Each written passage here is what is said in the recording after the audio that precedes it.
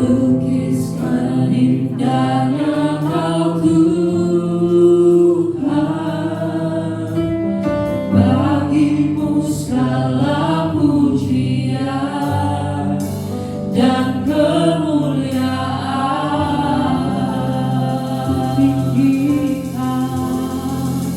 Ku tinggikan Engkau Tuhan, melebihi segalanya, lebih dalam ku menyembah. Dalam roh dan kebenaran selamanya. Sungguh kita menaikkan pujian ini. Sama-sama katakan sungguh besar setiamu, nyata di sepanjang hidupku. Darahmu telah layakkan kehidupanku. Haleluya. Tiada kata yang bisa lukiskan indahnya Kau Tuhan, bagimu segala pujian dan kemuliaan. Ku tinggikan Engkau Tuhan, melebihi segalanya, lebih dalam ku menyembah. Dalam roh dan kebenaran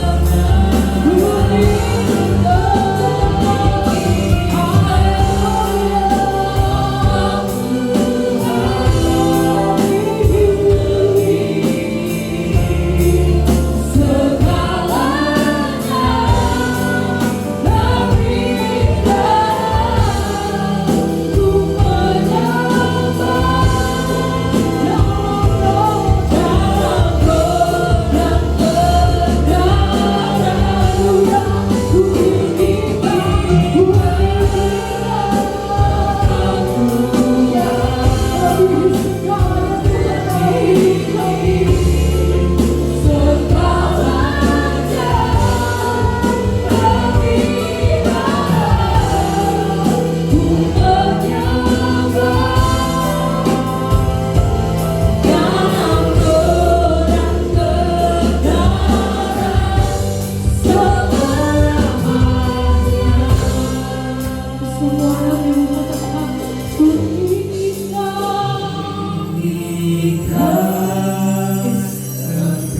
Biar hanya namamu saja Tuhan yang kami tinggikan sepanjang hidup kami. Terus siang hari ini Tuhan kami mau sama-sama lebih dalam lagi menyembah Tuhan. Karena kami percaya Tuhan kami menyembah Allah yang benar. Kami menyembah Allah yang benar Tuhan. Dalam roh dan kebenaran ku tinggikan Engkau Tuhan, melebihi segalanya, lebih dalam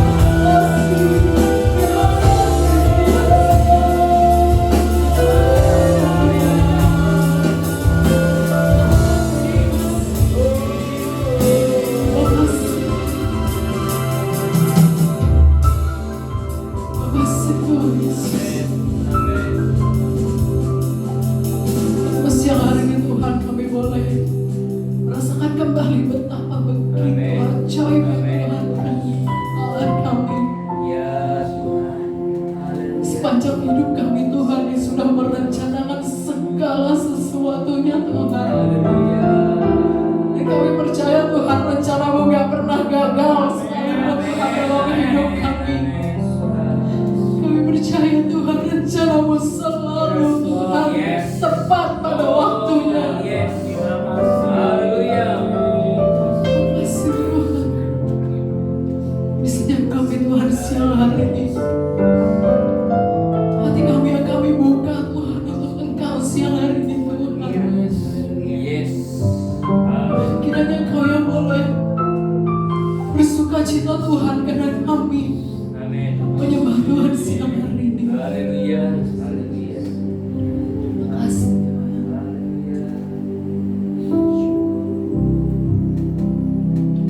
Sama-sama katakan, ku tinggikan Engkau Tuhan, melebihi segalanya, lebih dalam ku menyembah dalam roh dan kebenaran. Ku tinggikan Engkau Tuhan, melebihi segalanya, lebih dalam ku menyembah dalam roh dan kebenaran. Ku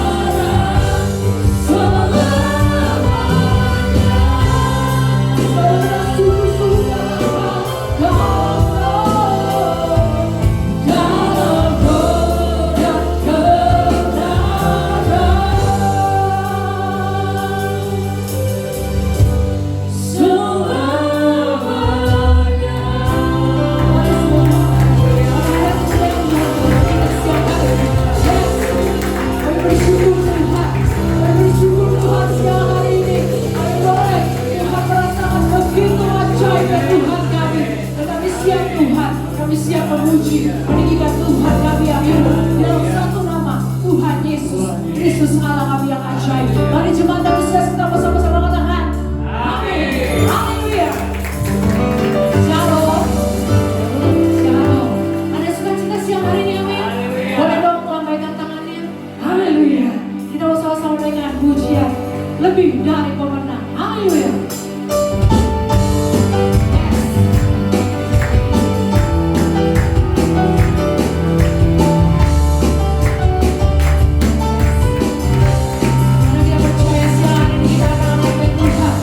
Lebih dari pemenang,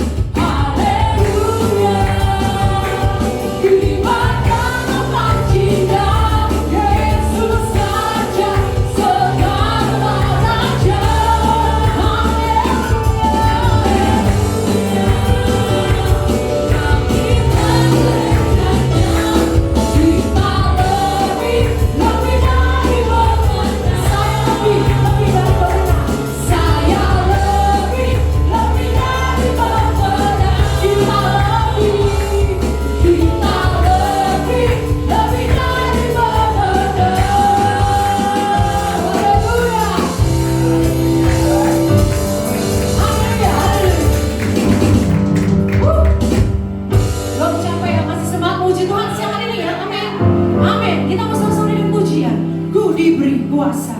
Yes, karena Allah kita yang hebat telah memberi kuasa yang untuk kita. Yes, haleluya.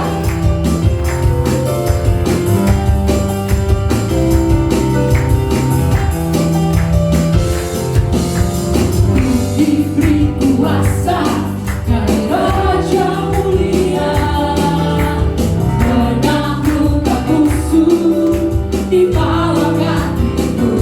Ayo bapak kuasa Tuhan. Yes, kuasa dari Raja mulia. Bila Allah ada bersamaku, siapa jadi lawanku? Sungguh besar Tuhanku, Engkau merisai hidupku. Ku berdiri dengan iman dalam Yesus Tuhan. Kau yang memberi kemenangan, ku bersorak merayakan. Terpujilah Engkau Raja segala raja. Yes, haleluya. Ku diberi kuasa dari Raja mulia, menaklukkan musuh di bawah kakiku. Pakai kuasa dari Raja mulia. Bila Allah ada bersama kami, yes, siapa yang jadi lawanku? Sungguh besar Tuhanku, Engkau merisai hidupku. Ku berdiri dengan iman dalam Yesus Tuhan. Kau yang memberi kemenangan, ku bersorak merayakan. Terpujilah Kau Raja segala raja. Haleluya. Dia adalah yang sanggup memberikan kuasa yang bagi kita. Yes, ya Yesus, Raja segala raja.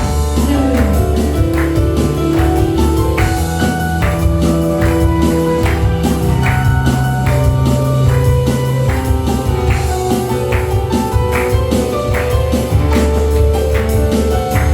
Sama-sama kita sungguh besar. Sungguh besar Tuhanku, Engkau merisai hidupku. Ku berdiri dengan iman dalam Yesus Tuhan. Kau yang memberi kemenangan, ku bersorak merayakan. Terpujilah Engkau Raja segala raja. Terpujilah Engkau Raja segala raja. Terpujilah Engkau Raja segala raja. Yes, haleluya. Haleluya. Haleluya. Sekarang hidup Tuhan. Haleluya. Kita bersyukur siang hari ini karena kita sudah diberi kuasa oleh Allah kita yang hidup untuk melakukan segala perkara yang ada dalam hidup kita. Karena Allah kita begitu baik, Dia begitu setia. Mari sama-sama sebelum kita mau masuk dalam pemberitaan firman Tuhan. Kalau Yesus sudah begitu setia dalam hidup kita, mari kita mau tetap setia di dalam Dia.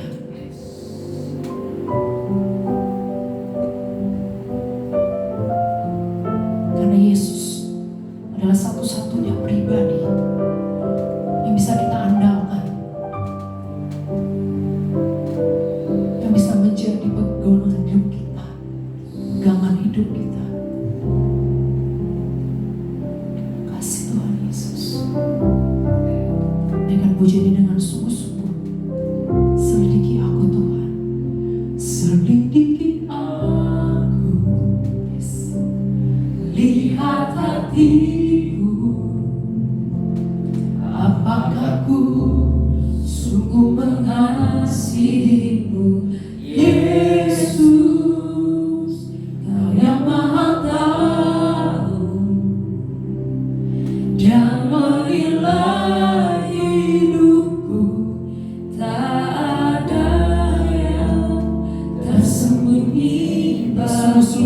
komitmen dalam hidup kita.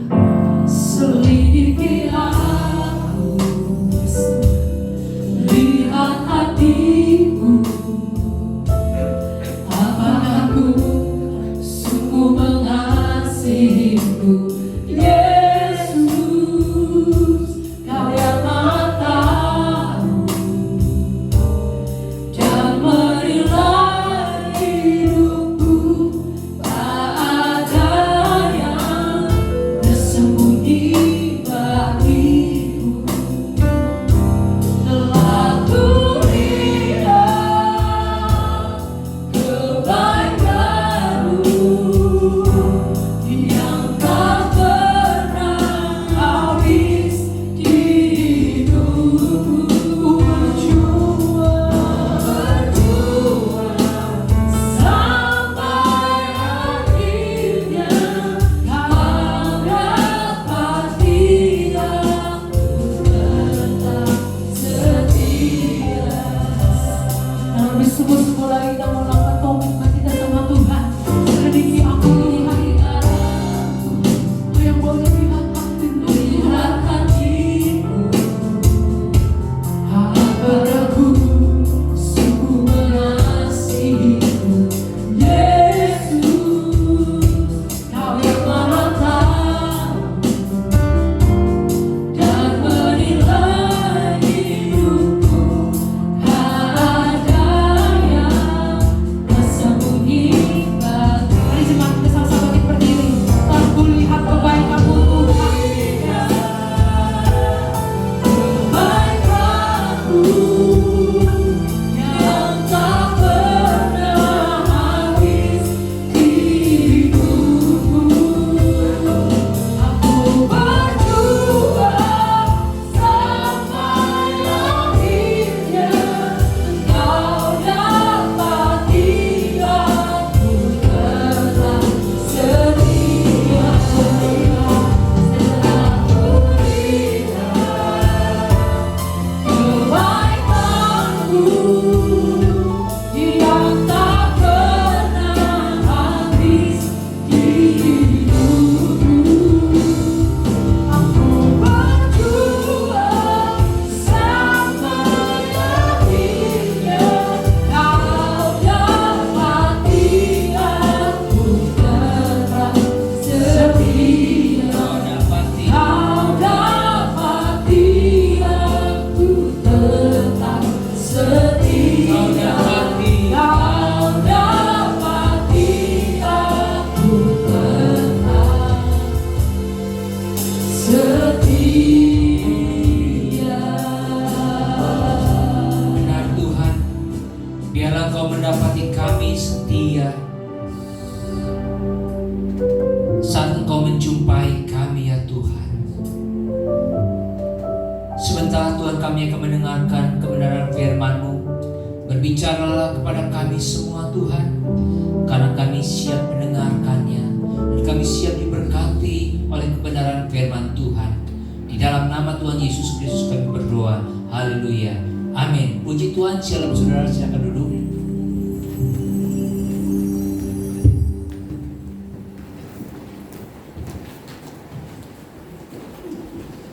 Saudara yang kekasih dalam Tuhan, judul khotbah saya penakut yang diubahkan.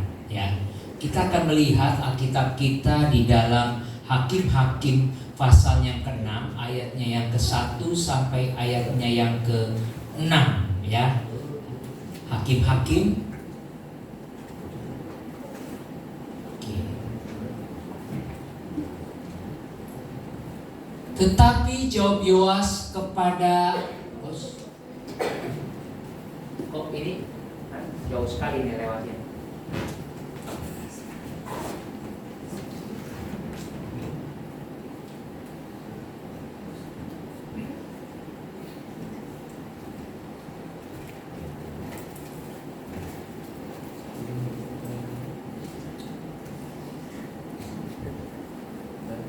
Oke.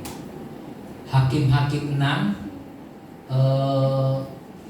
ini 19 lah, ini 19. Nah, oke. Ini udah sekarang ya. Ini nggak keluar nih. Hakim-Hakim 6 ayat 1, oke ya. Tetapi orang Israel melakukan apa yang jahat di mata Tuhan. Sebab itu Tuhan menyerahkan mereka ke dalam tangan orang Midian 7 tahun lamanya. Dan selama itu orang Midian berkuasa atas orang Israel. Karena takutnya kepada orang Midian itu, maka orang Israel membuat tempat-tempat perlindungan di pegunungan, yakni gua-gua dan kubu-kubu. Setiap kali orang Israel selesai menabur, datanglah orang Midian, orang Amalek, dan orang-orang dari sebelah timur, lalu maju mendatangi mereka.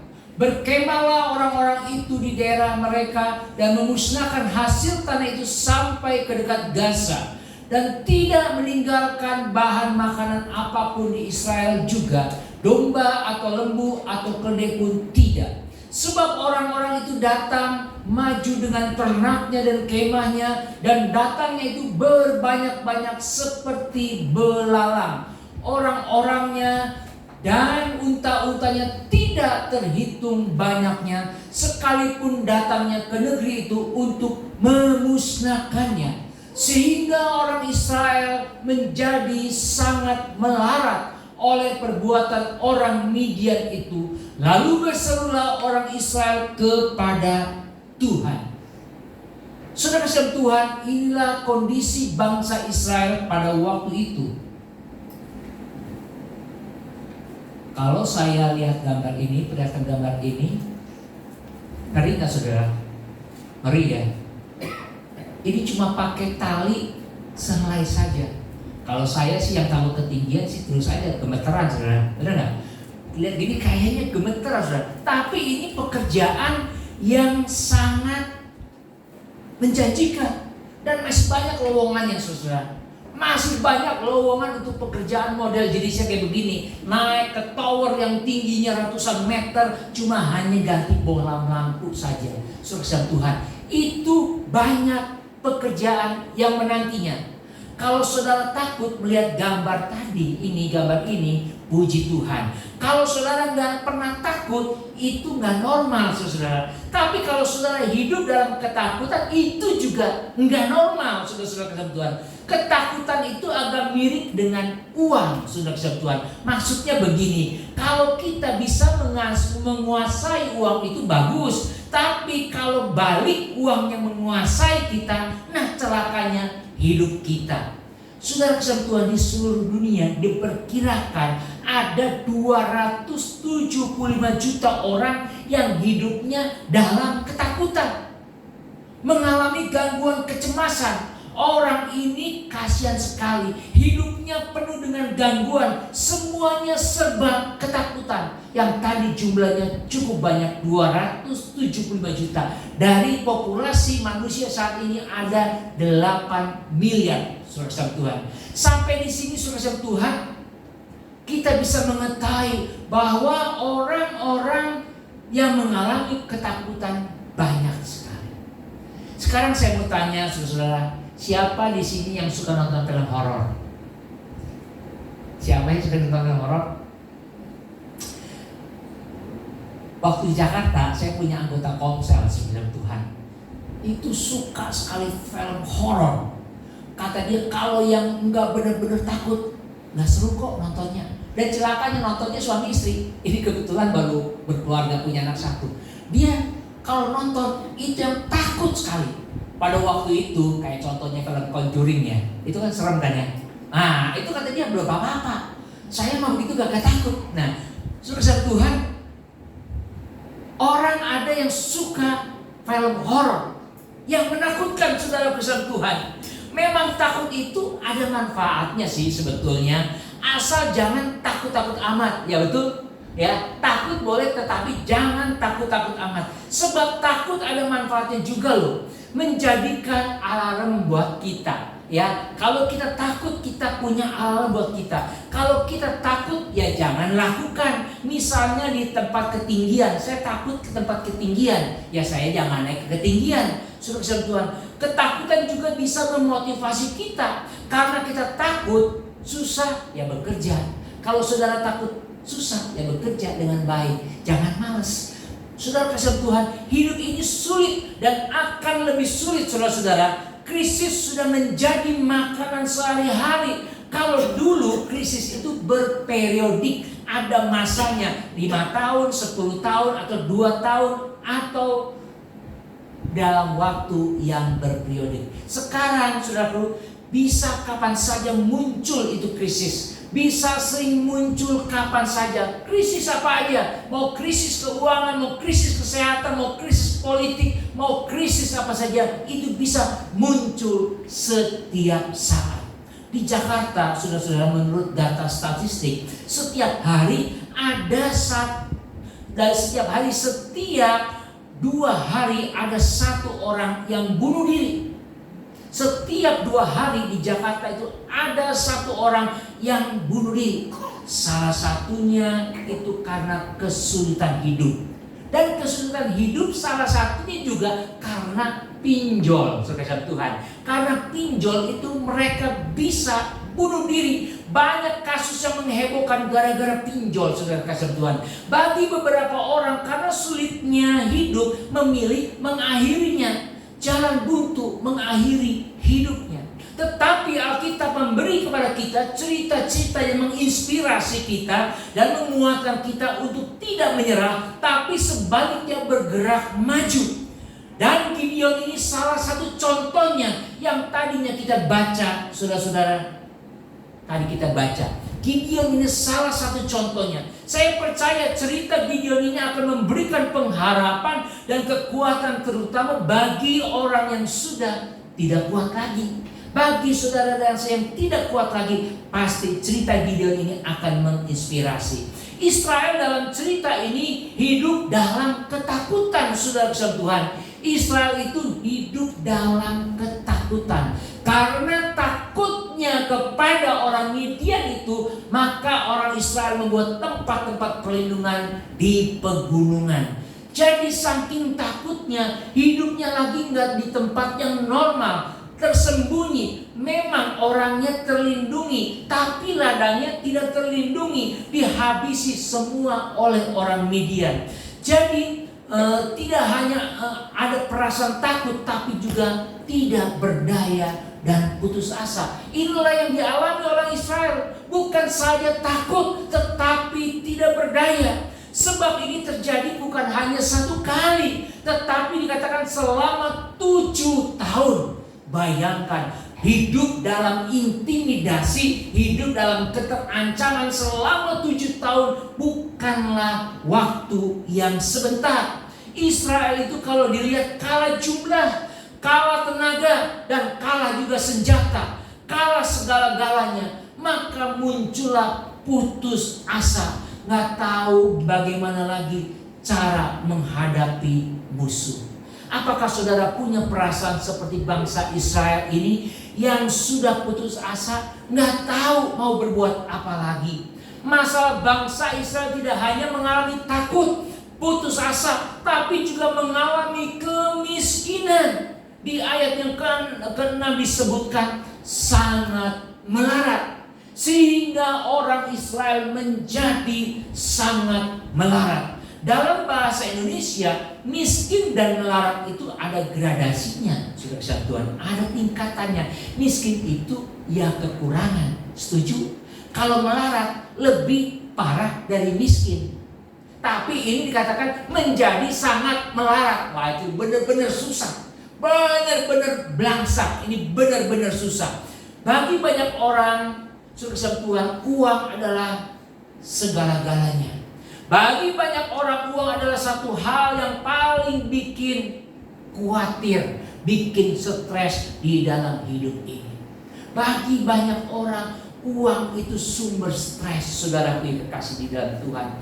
Tahun 2018, saudara kasih Tuhan, ketika ekonomi Amerika Serikat sedang bertumbuh, sedang baik-baiknya, melaporkan bahwa lebih dari 50% orang Amerika itu cemas dan merasa tidak aman dengan keadaan keuangan mereka. Padahal ini pada saat ekonomi lagi bagus, Orang cemas akan uangnya. Dan pada saat pandemi, saudara kasih Tuhan, survei menunjukkan di Amerika bahwa para pekerja 5 kali lebih khawatir tentang uang daripada tentang kesehatannya. Dia lebih khawatir tentang uang daripada kesehatannya, sehingga terlihat pada banyak yang mau bekerja saat pandemi. Lebih takut miskin daripada COVID, saudara kasih Tuhan. Ternyata bukan saja yang tidak punya uang yang takut, yang cemas, saudara Tuhan, tetapi juga Amerika memberikan data kepada kita bahwa orang-orang yang punya uang juga mereka ketakutan. Khususnya yang mereka yang mempunyai uang di atas 1 juta US dollar, saudara, mereka takut. Takut kenapa? Takut uangnya bisa hilang mendadak. Seperti saya pernah baca di Instagram, Amazon yang punya juga Microsoft, Bill Gates, itu dia nggak tahu, saya nggak tahu Bill Gates ini bisa kehilangan keuangan hampir 1.000 triliun. Si Jeff Bezos ini yang punya Amazon bisa kehilangan 1.000 triliun lebih. Dia bilang, saya nggak tahu duit saya kok bisa hilang kemana. Nah, saudara-saudara, inilah kecemasan yang ada di lingkungan kita saat ini. Jadi ada uang takut, nggak ada uang juga takut, serba takut, saudaraku yang kekasih di dalam Tuhan. Dan ada survei lagi mengatakan bahwa 22% pekerja pilih mati lebih cepat daripada kehabisan uang. Para pekerja itu pilih mati lebih cepat daripada dia nggak punya uang. Dulu saya berpikir bahwa puncak ketakutan manusia adalah kematian, betul nggak? Orang semua takut mati. Sampai orang bikin apa? Hidup awet muda, supaya hidup lebih lama. Tetapi saudara kasih Tuhan, ternyata sekarang enggak. Sekarang orang lebih takut miskin daripada takut mati. Inilah kenyataan hidup yang kita lihat. Orang lebih takut miskin daripada takut mati. Ketakutan, kekhawatiran, kecemasan itu bukan saja merusak kita. Punya jiwa kita bisa rusak, tetapi badan kita juga bisa rusak, saudara bersama Tuhan. Ada seorang penulis, pengajar, dan pelatih namanya Dale Carnegie pernah berkata, mereka yang tidak tahu cara melawan kekhawatiran, mereka yang tidak tahu cara melawan kekhawatiran, mati muda. Dengan kata lain, kita yang hidup dalam kekhawatiran akan mati muda. Dan memang benar, usia orang zaman sekarang pendek-pendek, bukan? Jarang yang lewat umur 60-an, ya. 50 udah pada mati, ya. 65 udah pada kagak ada. Teman-teman saya juga udah pada kagak ada. Sebab saya baru 50-an, saudara. Yang lewat 70 jarang. Saudara kesal Tuhan, beda dengan orang dulu yang mati usianya tua-tua. Kalau dilihat bukan karena pola makannya. Mungkin bilang, Pak Pendeta, pola makan yang beda. Sekarang banyak junk food, banyak MSG. Oh enggak juga. Yang orang dulu juga sama, saudara Tuhan. Ngopi setiap hari, ngerokok juga setiap hari, makan makanan lemak, makan sancan juga sama setiap hari. Bahkan tidak terkontrol makannya. Tetapi kok hidupnya lebih lama. Saudara Tuhan, karena orang dulu itu jarang hidup dalam kecemasan atau kekhawatiran. Betul? Orang dulu tuh tidak pernah cemas, tidak pernah khawatir. Nggak punya duit, nggak punya rumah, tenang aja. Padahal anaknya banyak. Betul? Orang tua dulu begitu. Anak banyak. Anaknya berapa, Ci? 12. Nah, anaknya berapa, Ci? 4, sedikit ya. 4 udah sedikit, saudara. Ya. Nggak punya rumah, nggak punya pekerjaan. Tenang-tenang aja.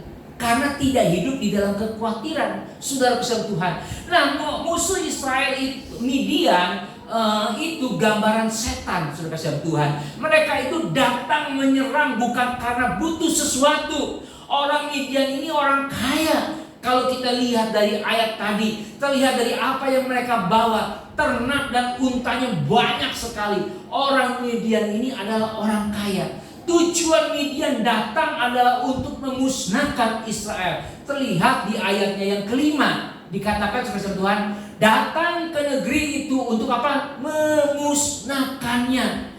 dalam keadaan seperti ini orang punya dua pilihan, saudara-saudara Tuhan, mengaku kalah dan menyerah, atau mengalahkan ketakutan itu dengan memakai suatu kuasa yang lebih hebat dari ketakutan itu.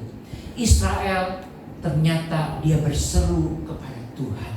Bagi orang-orang di luar Tuhan, masalah itu sering mendorong orang untuk datang kepada Tuhan. Bagi banyak orang, masalah itu mendorong dia untuk datang kepada Tuhan. Tetapi beberapa orang yang sudah di dalam Tuhan, masalah itu malah membuat dia jauh daripada Tuhan. Kontradiktif. Bagi yang tidak kenal Tuhan, masalah itu membuat dia datang kepada Tuhan. Tetapi bagi yang sudah di dalam Tuhan, punya masalah, dia bisa lari daripada Tuhan. Karena apa? Dia berpikir, Tuhan tidak tolong saya. Ini terjadi karena salah berpikir bahwa kalau ikut Tuhan, hidup bebas dari masalah. Ternyata tidak, saudara-saudara kesal Tuhan. Saudara, masalah hidup bisa membuat orang itu bisa dekat sama Tuhan, bisa juga dia menjauh daripada Tuhan. Sekarang kita perhatikan bagaimana Tuhan menolong Israel keluar dari masalah. Kita lihat di ayat yang ke-11 dan ayatnya yang ke-12. Kemudian datanglah malaikat Tuhan dan duduk di bawah pohon terbantang di Ofra, kepunyaan Yoas orang Abiezer, sedang Gideon anaknya mengirik gandum dalam tempat pemerasan anggur agar tersembunyi bagi orang Midian. Malaikat Tuhan menampakkan diri kepadanya dan berfirman kepadanya demikian, Tuhan menyertai engkau ya pahlawan yang gagah berani. Saudara-saudara, pahlawan itu biasanya seorang pemberani, setuju ya? Pahlawan itu biasanya pemberani. Tetapi Gideon ini aslinya penakut, pengecut. Gideon ini penakut. Ada loh buktinya kalau Gideon itu takut. Bahwa dia saat mengirik gandum dalam tempat pemerasan anggur. Bayangkan saja, mengirik gandum dalam pemerasan anggur. Artinya saudara-saudara, agar tersembunyi bagi orang Midian. Ini orang lagi ngumpet, penakut, saudara-saudara. Mungkin saudara berkata, Pak, ini bukannya penakut, tapi cerdik. Ini bukan penakut tapi cerdik. Tapi saya akan buktikan, ada bukti yang lain kalau Gideon ini adalah seorang penakut.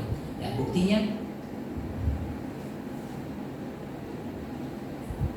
di ayat 10 dan 11. Tetapi jika engkau takut untuk turun menyerbu, turunlah bersama dengan Purah bujangmu ke perkemahan itu. Maka kau dengarlah apa yang mereka katakan, kemudian engkau akan mendapat keberanian untuk turun menyerbu perkemahan itu. Lalu turunlah ia, Gideon, bersama dengan Purah bujangnya itu sampai kepada penjagaan terdepan laskar di perkemahan itu. Saudara Tuhan, dengan Gideon membawa bujangnya Purah, terbukti Gideon ini adalah seorang penakut.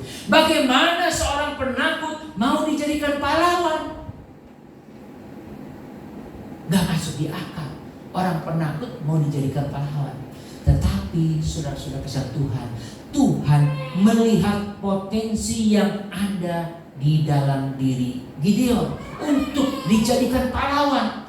Gideon untuk dijadikan pahlawan dia harus diberesin dulu. Yaitu apa? Rasa takutnya itu harus dihilangkan dulu. Bagaimana caranya menghilangkan rasa takut? Gideon diajak untuk mengetahui siapa dirinya. Tuhan berkata, Tuhan menyertai engkau pahlawan yang gagah berani. Nah, kita lihat sukses Tuhan. Malaikat Tuhan menampakkan diri kepadanya dan berfirman demikian, Tuhan menyertai engkau ya pahlawan yang gagah berani. Tetapi jawabnya, Tuhanku, dengan apakah akan kuselamatkan orang Israel? Ketahuilah, kaumku adalah yang paling kecil di antara suku Manasye, dan aku pun seorang yang paling muda di antara kaum keluargaku. Menurut Gideon, sukunya itu bukan suku Tob. Sebab suku Tob itu ada 3 di Israel. Pertama Yehuda, kedua Efraim, ketiga adalah Lewi. Dan suku dia atau klannya dia, keluarga besar dia itu yang paling kecil dari antara suku-suku yang lain. Dan saudara Tuhan dikatakan di antara keluarga saya juga yang paling kecil. Jadi kalau saya disebut pahlawan gagah berani, itu sangat gak cocok dengan realita. Saya gak cocok Tuhan kalau disebut pahlawan gagah berani. Gak cocok Tuhan dari lihat keluarga saya, garis keturunannya aja gak ada yang hebat. Saya juga orang yang paling kecil, saya juga penakut. Jadi Gideon menolak pernyataan Tuhan tentang dirinya sebagai pahlawan. Ini sungguh sangat menyedihkan. Kenapa? Terkadang kita ini tidak tahu kita itu siapa. Dan kita tidak bisa apa-apa. Itu masalahnya, karena kita tidak tahu kita ini siapa dan kita tidak bisa apa-apa. Kita ini terkendali dengan ketakutan kita dan trauma kita di masa lalu. Kita ini dibatasi oleh persepsi negatif terhadap diri kita dan apa kata orang tentang diri kita. Kita nggak sadar kita ini siapa.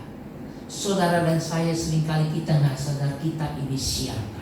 Saat saya bertanya siapa diri kita, itu berbicara tentang identitas, saudaraku. Identitas menentukan banyak hal di dalam hidup kita, termasuk tingkah laku kita, saudara Tuhan. Saya melihat dari cerita Gideon ini bahwa Tuhan itu sabarnya luar biasa. Gideon menolak dan gak percaya. Dia bilang memang betul Tuhan bekerja, betul Tuhan bekerja, tapi itu dulu. Saat Tuhan mengeluarkan bangsa Israel dari tanah Mesir melalui Musa, Tuhan memang bekerja. Tapi sekarang Tuhan gak bekerja lagi. Buktinya apa? Tuhan, kita ini ditindas, kita ini dikecein, kita ini dikerjain oleh suku Midian, orang-orang Midian. Kita ini menderita. Bahkan dikatakan kita ini sangat melarat Tuhan. Udah gak ada apa-apanya lagi. Tuhan bekerja memang betul, tapi dulu Tuhan, dulu sekali. Tetapi Tuhan berkata kepada Gideon di ayatnya yang ke-16. Berfirmanlah Tuhan kepadanya, tetapi akulah yang menyertai engkau. Sebab itu engkau akan memukul kala orang Midian itu sampai habis. Dengan kata lain Tuhan mau berkata, Gideon, andalan kamu bukanlah kekuatanmu, tetapi aku yang akan bekerja sehingga kamu akan menang. Dan Gideon minta tanda. Nah ini, Tuhan sudah berkata, Gideon, bukan lu yang bekerja, tetapi gue yang akan bekerja, lu jangan takut. Di sini Gideon minta tanda. Gideon ini orang paling jago kalau kita tanda, Tuhan ya. Kalau baca ayat-ayat berikutnya, saudara bisa lihat tanda-tanda yang diminta oleh Gideon. Salah satunya sudah Tuhan, dia cari kambing. Dia cari kambing, dia sembeli, dia olah kambing itu untuk dipersembahkan kepada Tuhan. Setelah diolah, dia minta tanda sama Tuhan. Tuhan, tolong kirimkanlah api dari surga supaya kebakar. Dan ternyata saudara Tuhan, betul saja malaikat Tuhan menunjukkan tongkatnya dan langsung terbakar. Kita harus tahu siapa kita, bukan menurut apa kata orang, tetapi menurut firman Tuhan. Saya akan kasih tahu siapa kita menurut firman Tuhan. Kita lihat di dalam Roma 8 ayat 15 sampai ayat yang 17. Sebab kamu tidak menerima roh perbudakan yang membuat kamu menjadi takut lagi, tetapi kamu telah menerima roh yang menjadikan kamu anak Allah. Oleh roh itu kita berseru, ya Aba, ya Bapa. Roh itu bersaksi bersama-sama dengan roh kita bahwa kita adalah anak-anak Allah. Dan jika kita adalah anak, maka kita juga adalah ahli waris. Maksudnya orang-orang yang berhak menerima janji-janji Allah, yang akan menerimanya bersama-sama dengan Kristus, yaitu jika kita menderita bersama-sama dengan Dia, supaya kita juga dipermuliakan bersama-sama dengan Dia. Jadi kita ini adalah anak Allah. Kita ini adalah anak Allah. Dan Allah kita itu adalah papi kita. Allah kita adalah Bapa kita. Kata Aba di ayat yang ke-15, saudara yang dikasih Tuhan, kata Aba di ayat yang 15 ini menunjukkan suatu hubungan yang sangat dekat sekali. Artinya adalah Bapa, Papi, Papa.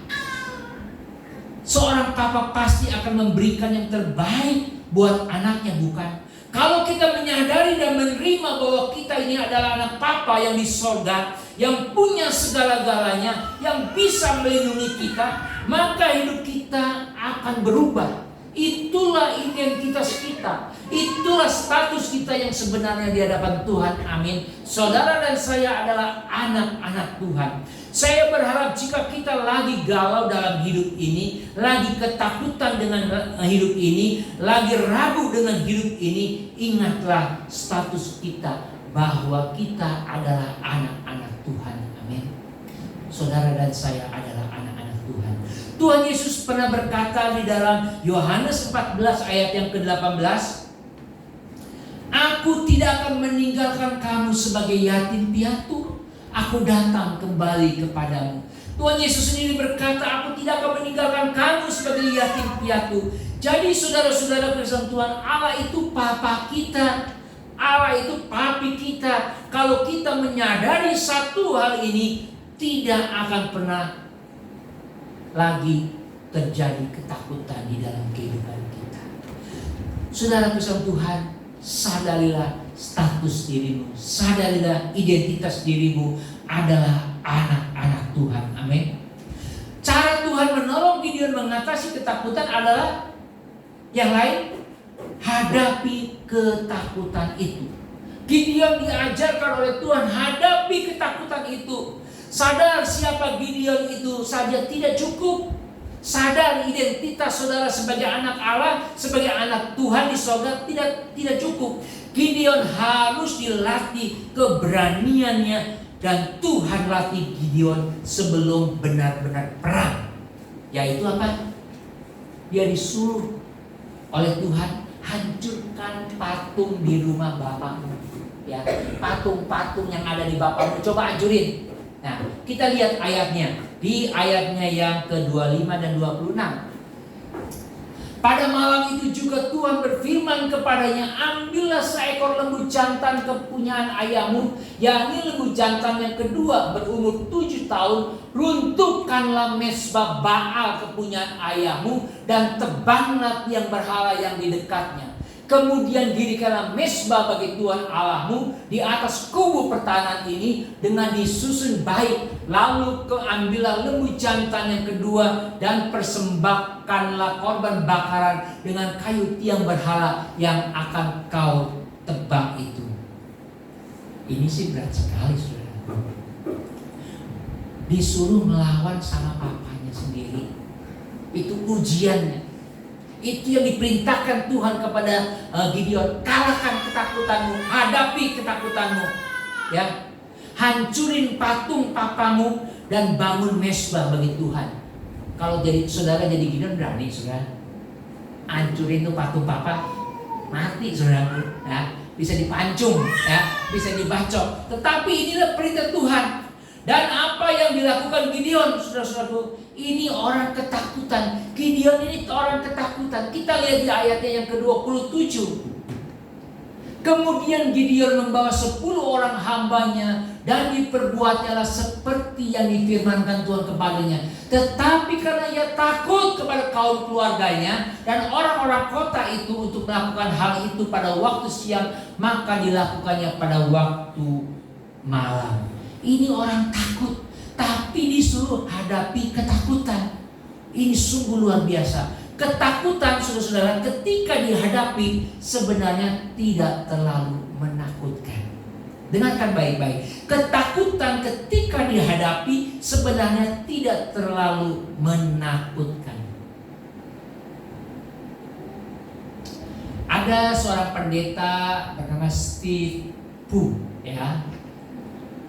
Dia nulis buku tentang habit, ya. Di sebelah bukunya itu ada gambar apa anjing boxer. Semua setuju anjing boxer ini anjing galak, ya. Yang pecinta hewan pasti tahu lah ini anjing penyerang, saudaraku, anjing galak. Pendetaku bilang bahwa waktu kami SD, katanya, itu setiap hari jalan kaki ke sekolah. Dan kalau jalan harus lewatin ini rumah yang punya anjing boxer ini. Anjing boxer ini kalau saat dia teman-temannya dengan teman-temannya lewat, dia selalu gonggong-gonggong dan mencoba menerkam dia. Gak berhasil karena ada tali. Ya, karena ada tali dia kejar-kejar terus dia. Gonggong-gonggong, wah semua pendeta Steve Pu ini dan teman-temannya ketakutan. Itu setiap hari dia harus lewatin itu, penuh dengan ketakutan. Suatu hari yang punya anjing tungguin ini anak-anak lewat. Suatu hari pagi-pagi yang punya anjing ini tungguin ya. Saat lewat anak-anak dipanggil, gak mau, takut, anjingnya galak, boxer galak. Bayangin aja anjing gonggong-gonggongnya, suruh dipanggil untuk deketin, gak mau. Terus suruh Tuhan yang punya anjingnya, sini nak, jangan takut, anjing ini baik kok. Dia pegang, dia elus-elus kepalanya. Anjing ini gak galak. Dia buka mulutnya tuh, lihat giginya kan gak ada, ompong giginya katanya. Jadi sukesan Tuhan ini cuma apa? Gonggongannya doang. Ya kalau digigit seperti orang dipijit ya geli-geli gitu. Karena apa? Giginya gak ada, ompong semua. Saudara-saudara kasih Tuhan, sekarang anak-anak yang ketawa-ketawa, sejak saat itu anak-anak gak takut lagi sama anjing. Kalau lewat ya biasa aja, dia menggonggong biarin aja, dia gonggong, giginya gak ada, ya ompong semuanya. Saudara-saudara, senjata setan itu cuma satu, yaitu kebohongan. Dia itu bapaknya para pembohong. Dia akan bikin kita takut, dia bikin kita khawatir, padahal dia udah gak punya gigi. Setan itu udah gak punya gigi seperti anjing boxer ini. Sudah bisa Tuhan, gonggongannya memang menyeramkan, tapi gigitannya udah gak ada artinya lagi, saudaraku. Iblis itu seperti itu. Setelah saudara Tuhan tiang berhala bapaknya roboh, penduduk kampung sekarang marah sama Gideon. Panggil Gideon. Mereka mengancamnya dan akan membunuhnya. Jadi nyawa Gideon terancam. Nyawa Gideon terancam. Tetapi kita sudah mengetahui bahwa iblis itu seperti anjing boxer yang giginya ompong. Anjing boxer yang giginya ompong, yang tidak punya kekuatannya lagi. Kita lihat di ayat yang ke-31. Ayat yang ke-31.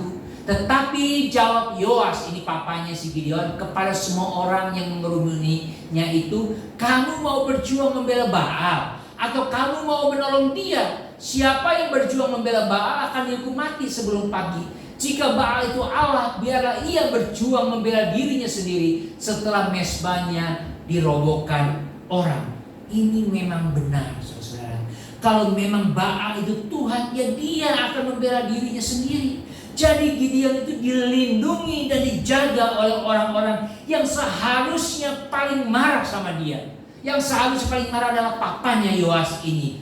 Di sini Gideon mulai belajar yang namanya tahu tentang perlindungan Tuhan.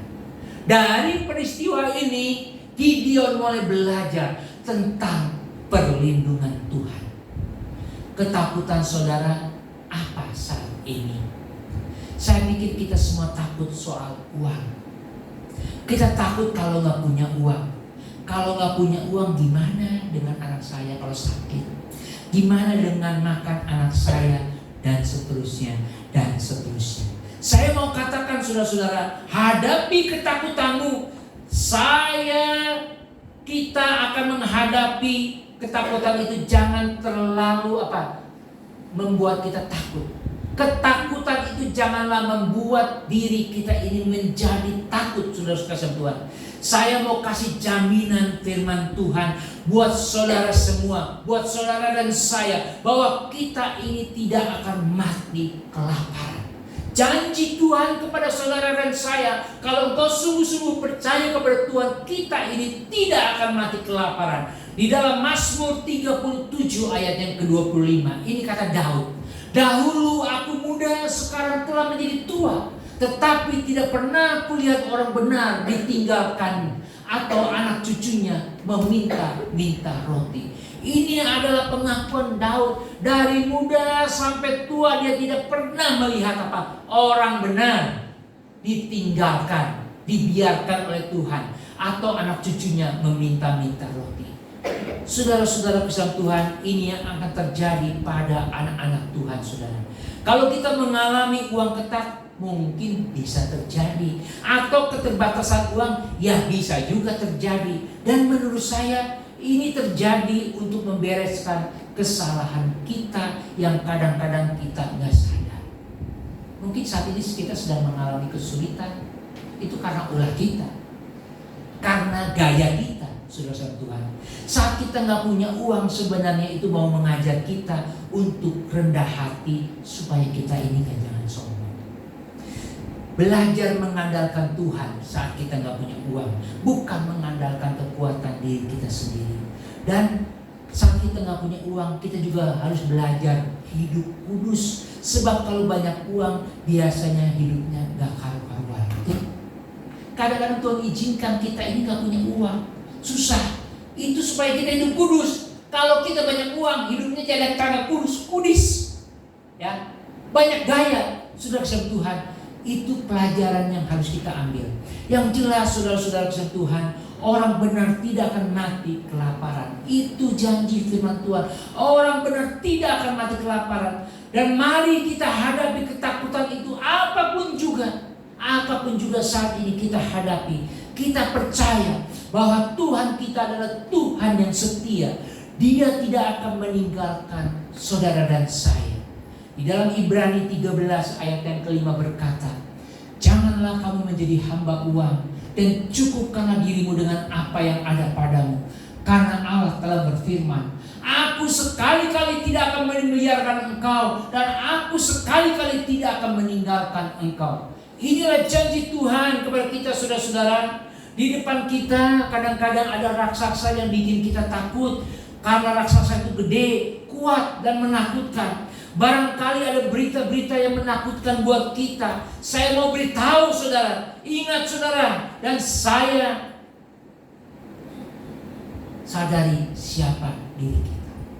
Kita mau ingat siapa diri kita. Kita ini anaknya Papa di sorga. Ingat, gak akan terjadi apa-apa di luar izinnya Tuhan. Tidak akan terjadi apa-apa jikalau kita ini adalah anak-anak Tuhan. Tidak akan terjadi sesuatu di luar seizin Tuhan, saudara. Kecuali saudara hidupnya dalam pemberontakan. Kalau saudara hidup benar, saudara tidak akan melarat, tidak akan susah. Lain halnya kalau saudara hidupnya di dalam pemberontakan, hidupnya suka melawan Tuhan. Kalau sudah hidupnya suka berontak, suka melawan Tuhan, udah saya juga nggak bisa ngomong apa-apa, bobat juga ngadepin orang yang udah begini, ya. Suka melawan Tuhan, suka memberontak kepada Tuhan. Tapi jika saudara mau berusaha hidup benar, saya juga sadar saya ini belum hidup benar, saudaraku. Saya juga masih banyak kekurangan, masih bergumul, saudara-saudara kasih Tuhan. Tapi asal kita punya kerinduan untuk hidup benar, dan saya percaya kuasa Bapa kita yang di sorga itu, Dia akan melindungi saudara dan saya. Dia akan menjauhkan kita dari segala mara bahaya, dan kita akan jadi pahlawan. Kita akan jadi berkat. Amin, saudaraku. Seperti Gideon. Gideon penakut, dia takut, tetapi Tuhan jadikan dia pahlawan. Sama dengan kita, saudara-saudara. Mari kita hadapi masalah kita ini dengan takut, dan kita sadar siapa diri kita. Saudara dan saya adalah anak-anak Allah, anak-anak Bapa kita di sorga. Amin. Buat firman Tuhan, kita nyanyikan pujian Allahku setia. Saya undang pemain musik, singer. Sekalipun ku berjalan dalam lembah kelam, namun tanganmu selalu menopang hidupku. Saat ku dalam ketakutan, kau hadir di sisiku. Kau berkata jangan takut, kau beriku kemenangan. Sebab engkaulah Tuhan yang berjanji, tak sekalipun kau ingkari.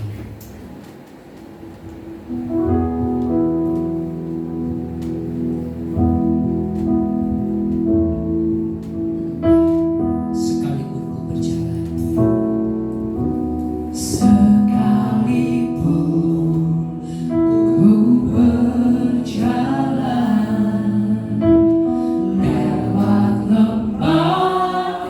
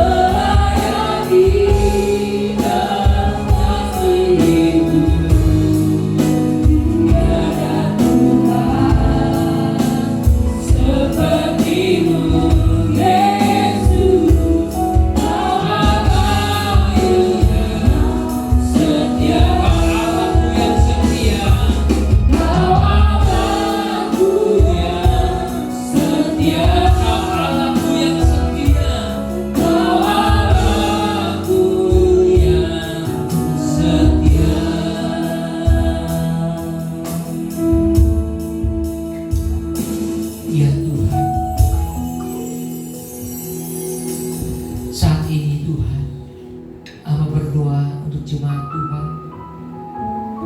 yang dalam lembah kekelaman Tuhan, yang dalam ketakutan Tuhan, yang merasa cemas, khawatir Tuhan. Biarlah Tuhan boleh menjamah Tuhan,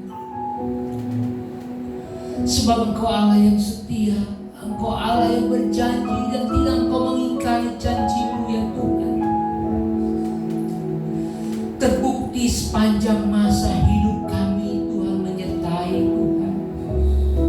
Terima kasih Tuhan, terima kasih.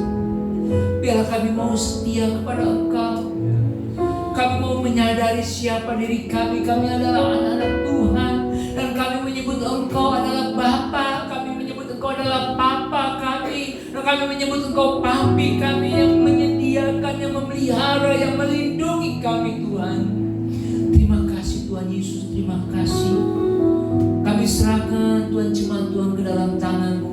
Biarlah mereka semua di dalam perlindungan Tuhan. Kami serahkan Tuhan, terpujilah nama Tuhan. Di dalam nama Tuhan Yesus Kristus kami berdoa. Haleluya. Amin. Puji Tuhan.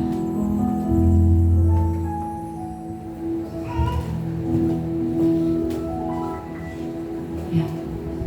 Terima kasih kepada Bapak Gembala atas pemberitaan firman Tuhan. Tuhan Yesus memberkati. Siang hari ini kita semua diberkati. Amin ya. Amin. Biar kita boleh belajar dari tokoh Gideon. Siang hari ini bisa menjadi berkat untuk orang di sekitar kita. Amin. Kalau sebentar kita akan memberikan persembahan.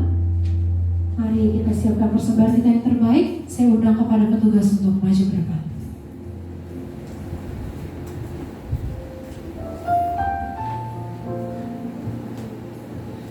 Ya, kita sama-sama berdoa.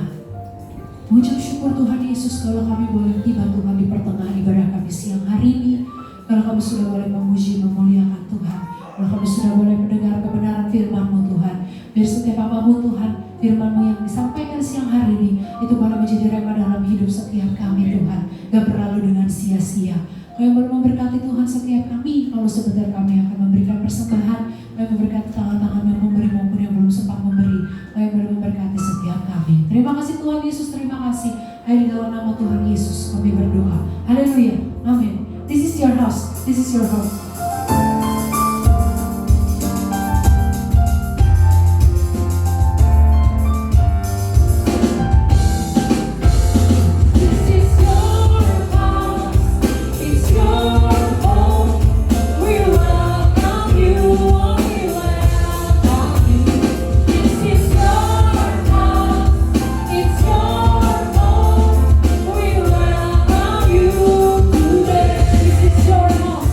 This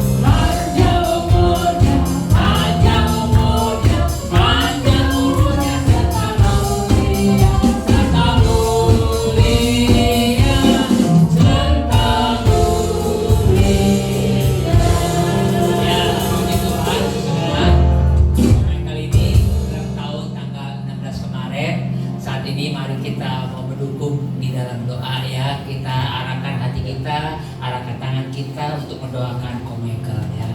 Bapa di dalam sorga, pada hari ini hamba bersyukur dan berterima kasih Tuhan, kalau Tuhan sudah tambahkan umur Ko Michael Tuhan.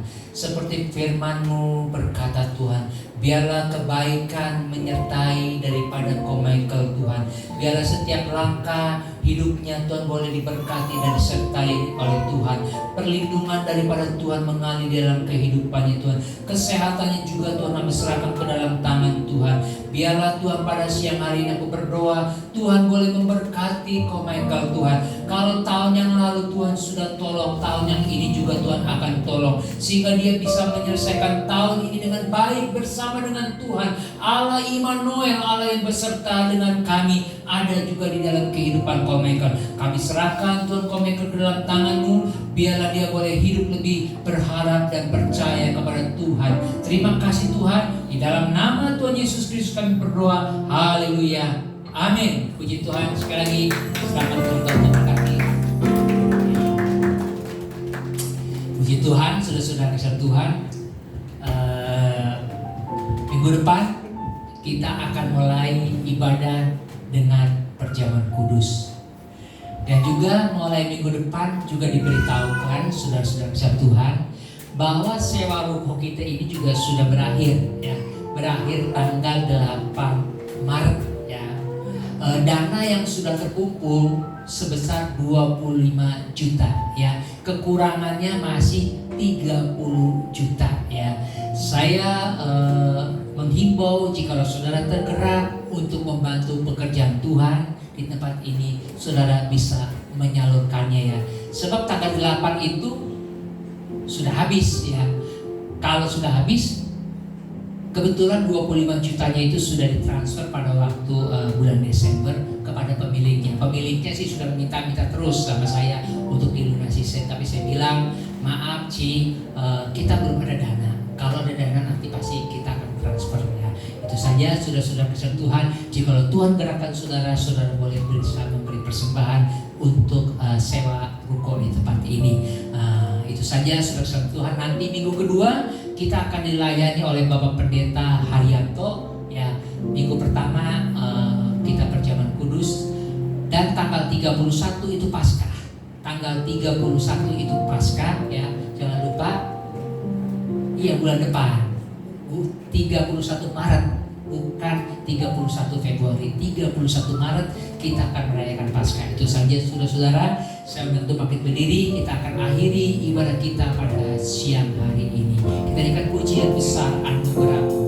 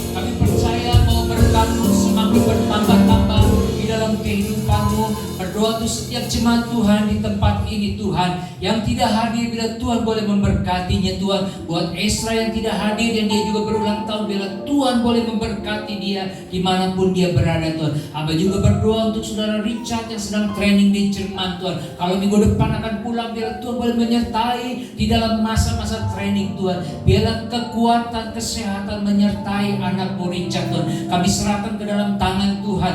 Juga Tuhan kami berdoa untuk gereja ini Tuhan, ke dalam tangan-Mu kami diserahkan Tuhan. Tuhan kami tahu Engkau adalah Jehovah Jireh Tuhan, Allah yang menyediakan, Allah yang mencukupkan. Biar Tuhan boleh mencukupkan akan keperluan sewa kami Tuhan, di mana pada bulan depan tanggal 8 Maret akan selesai, akan habis. Biarlah Tuhan cukupkan, Tuhan tambahkan Tuhan, karena kami percaya Tuhan adalah pemilik gereja ini. Terima kasih Tuhan Yesus, terima kasih buat jemaat Tuhan yang hadir. Biar Tuhan boleh memberkati mereka semua Tuhan. Biar Tuhan boleh menjamah mereka semuanya. Terima kasih Tuhan, terima kasih. Saudara-saudara, mari kita mengangkat kedua tangan kita di hadapan Tuhan. Jika Engkau benar-benar memperhatikan firman Tuhan dan melakukan apa yang Tuhan perintahkan kepadamu pada hari ini, maka segala berkat Tuhan akan mengalir di dalam kehidupanmu, di dalam setiap usahamu, di dalam setiap pekerjaanmu, di dalam setiap studimu, baik saat engkau masuk maupun saat engkau keluar dari rumahmu. Maka dari itu sudah pesan Tuhan, pulanglah dengan membawa berkat daripada Allah Bapa, kasih daripada Tuhan Yesus Kristus, dan persekutuan yang manis dengan Roh Kudus yang menyertai saudara mulai saat ini sampai Tuhan Yesus datang kedua kali menjemput kita di awan-awan yang permai. Di dalam nama Tuhan Yesus Kristus kami berdoa. Haleluya. Amin. Terima